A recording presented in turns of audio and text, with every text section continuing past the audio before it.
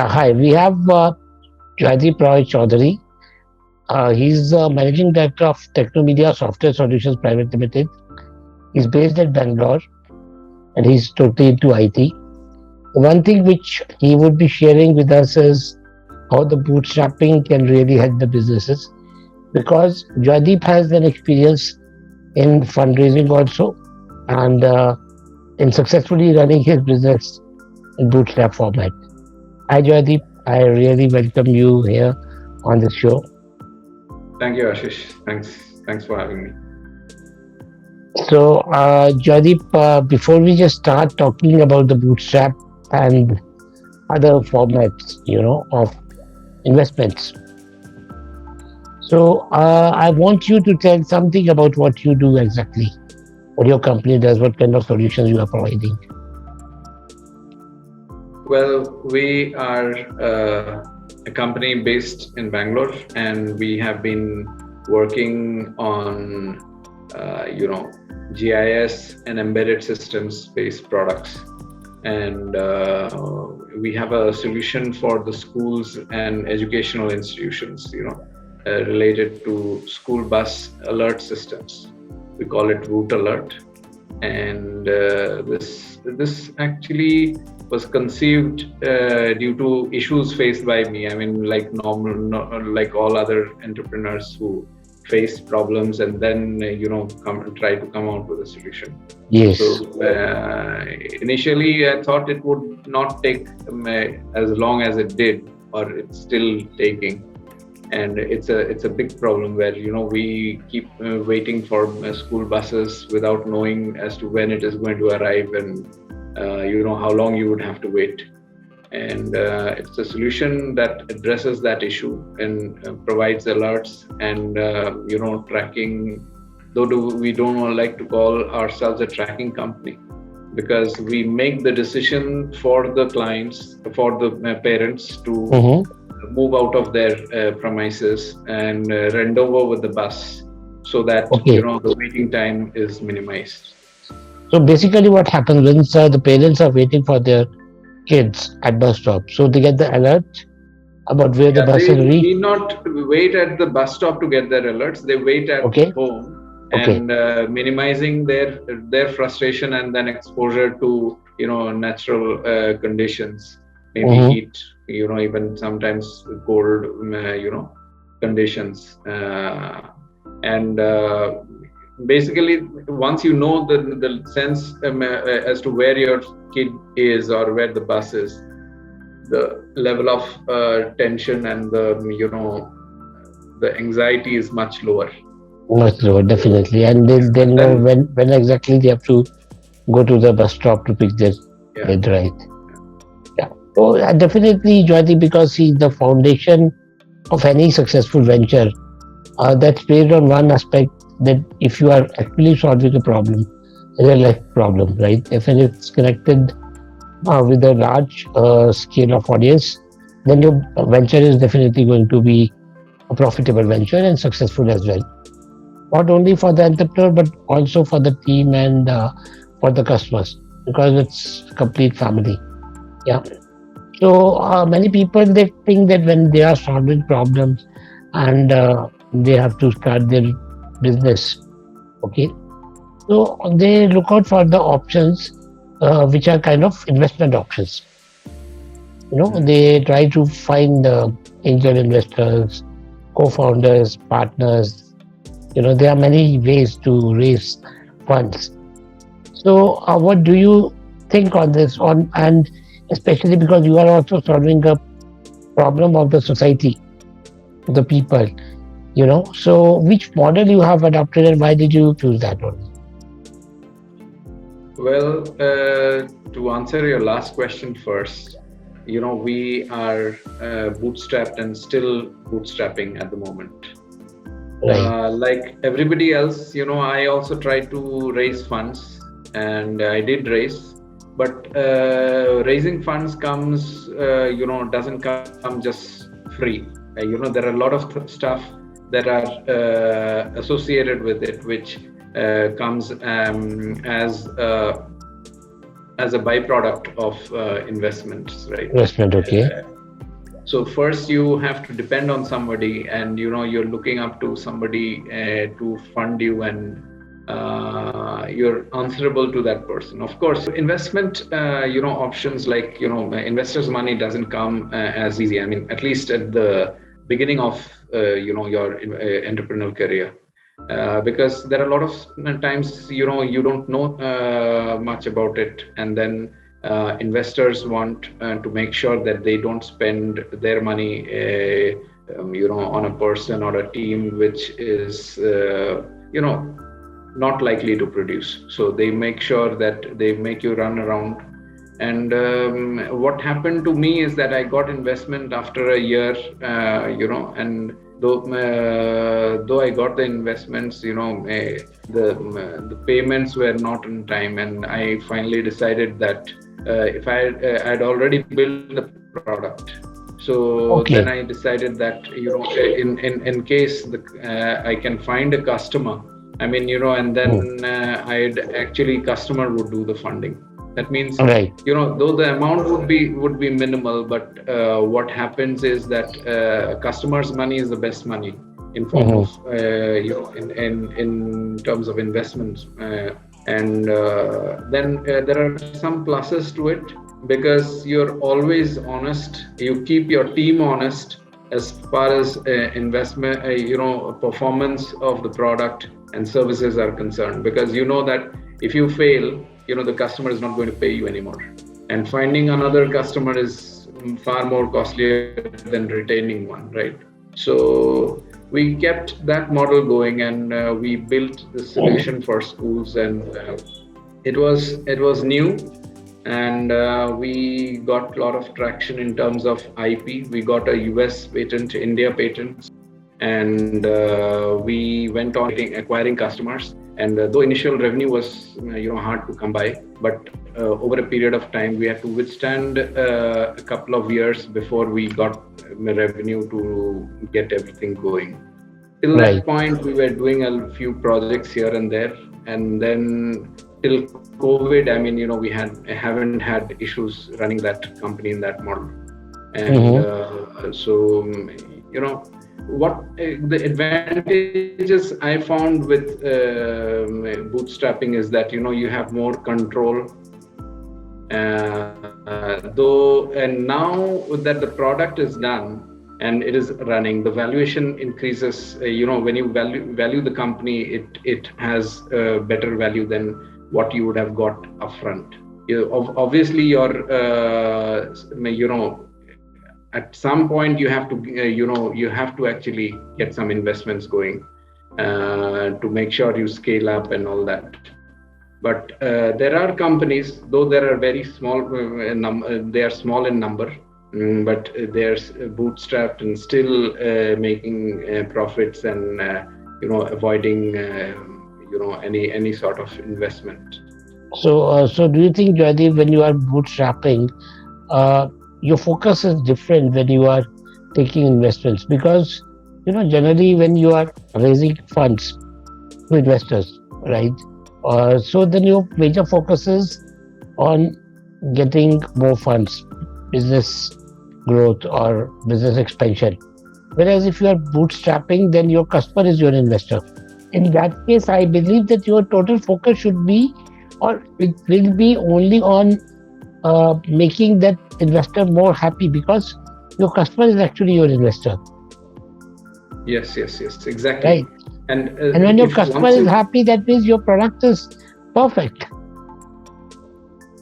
Yeah, the product is ever improving. I mean, that is what I realized, and that has been driving me, because then I realized that I don't have to depend, and then I don't annoying. I mean, rather than during raising funds, I was going through cycles where I just spent hours and and of no productivity. And rather, you could actually build the product by that time and improve it and make the customer. It's just make sure that once you make sure that the stickiness of your product is high, the Yeah. customers would find it very difficult to and I tell my customers directly. I mean, I want to make it so hard for you to decide to take another. I'll work hard so that way you will get value for your money. So the customer is happy because he has a team which is working very hard for them, and Mm-hmm. at the same time you have a dedicated customer, and it's a symbiotic relationship that you can start building. That actually Yeah, helps. definitely. And most importantly, the thing is, now a lot of people know our solution. They know we haven't had any advertisements, nothing, no social presence, but a lot of people know our brand name because they have used it and then they love it. So what happens is, when your customers are happy, it is difficult to dislodge you. Now there are, normally what happens is, you when you have customers and competing products, there are times when customers look at other products, and see, Mm-hmm. okay, let's see what else, whether I can negotiate on price and things like that.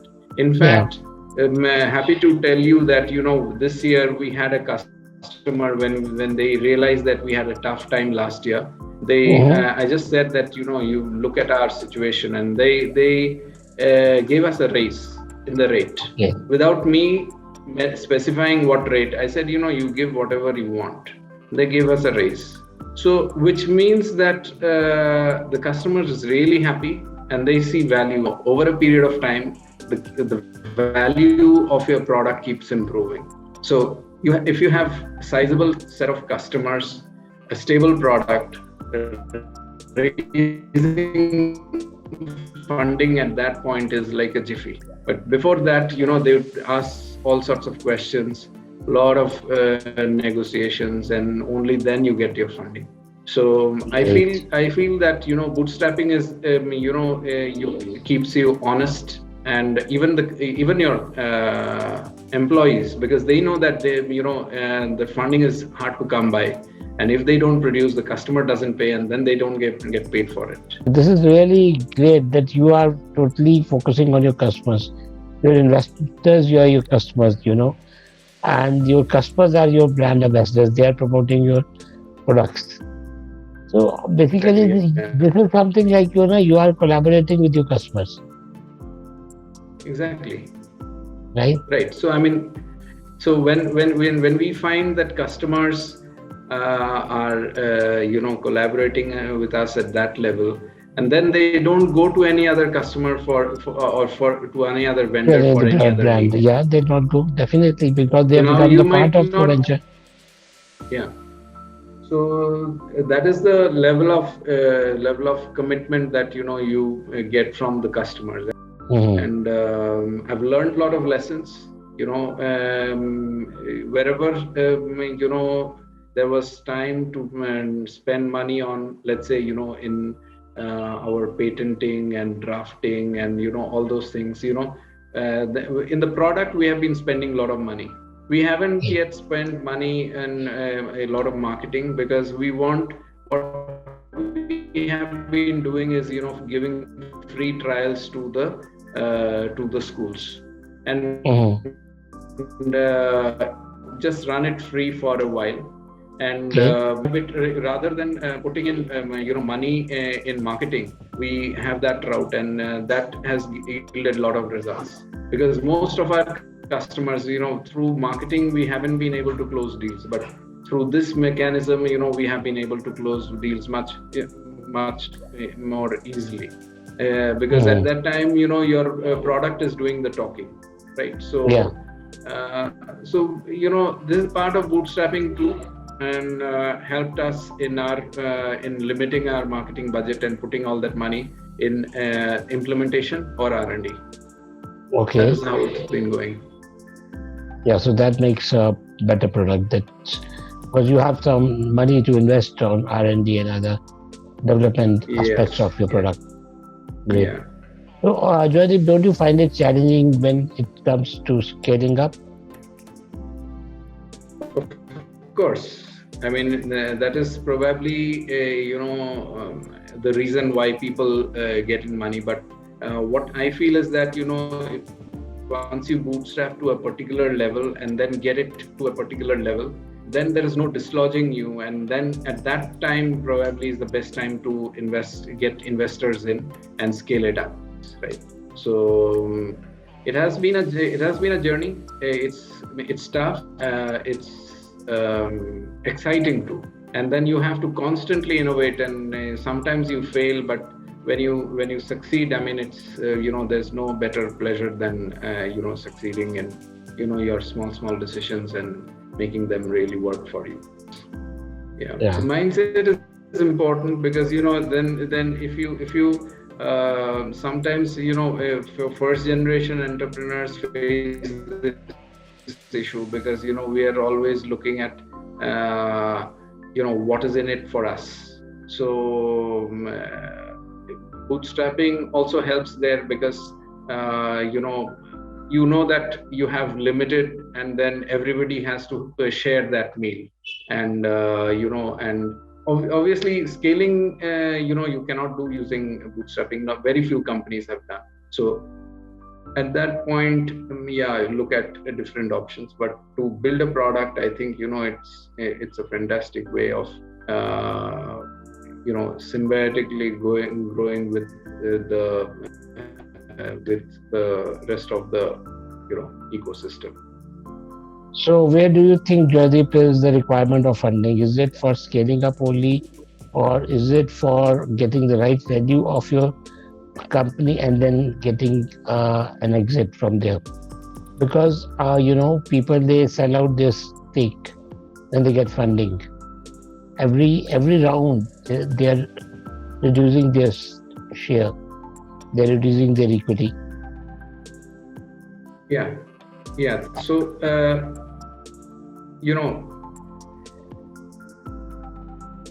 we actually, what we feel is that like right now, maybe after we get past this post COVID issues, maybe we'll go for funding for scaling up. Okay.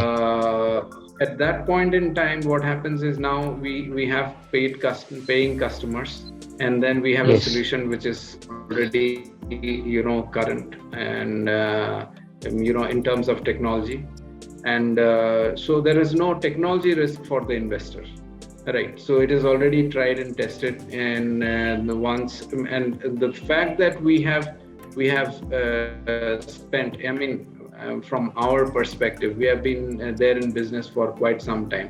So it is easy for the customer to decide, and for the investor to decide that, okay, so you close deals faster, maybe get better valuations, and at times, exit is also an eventuality. I mean, you can actually make a healthy exit. So we would consider those options probably a little later in the in time, Right. but at the moment we're trying to rebuild and regroup. Perfect, Joydeep. This is really a wonderful, experience which you have shared, that how you can make your customers, your investors, how you can make your customers promote your brand, how they can, do marketing for you. And finally, as you gave an example, that they, after COVID, they decided to increase the price of your product. They helped you do that.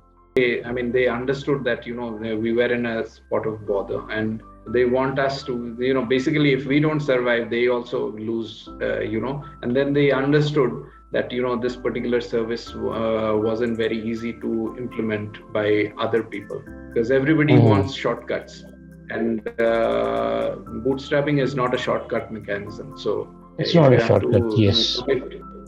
yeah, so if you have to commit, I mean, you got to commit for a long-termish, period of time, and keep doing it. Keep doing the boring things, and make lesser mistakes. So the kind of situation which you are, explaining, where customer is a part of your venture, this is something like a dream come true kind of situation for any entrepreneur, which doesn't happen. And you also know that it doesn't happen with every company, right?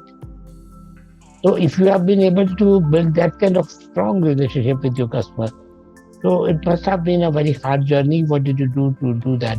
Which all challenges you faced? And how did you get your first client? I would like to know that. For the first customer, Yeah.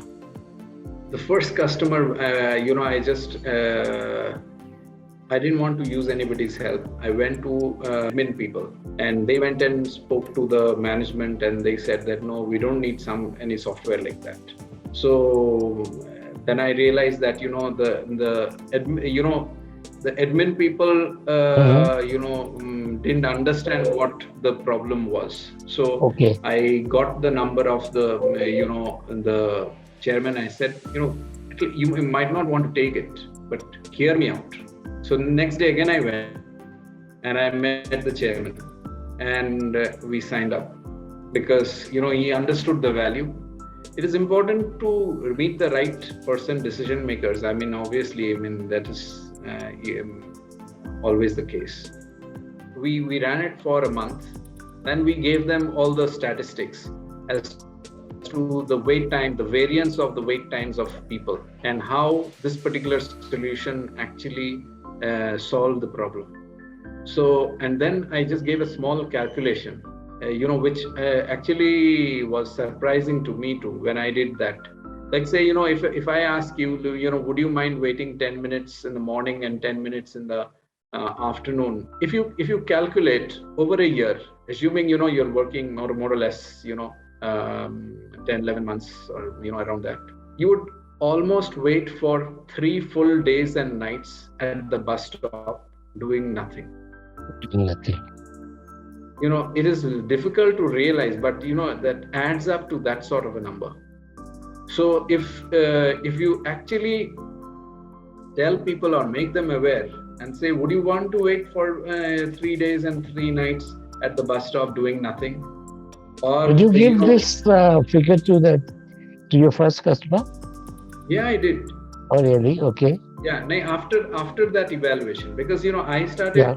once we did that Excel sheet with the arrival and the variance of the arrivals, right? Then I Mm-hmm. realized that what does it sum up to? It was huge. So two you months you of showed the true value to your customer, and that's how yeah, I you got the mean, deal.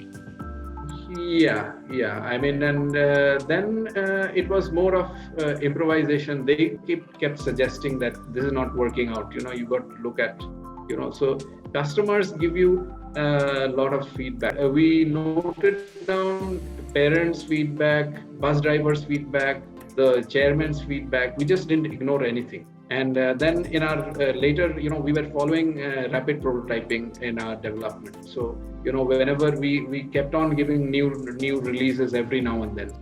So yeah, we are very happy to have such customers, and that actually, if you have good customers, they drive your business to a large extent rather than having investors, because investors often don't have the ground realities, right?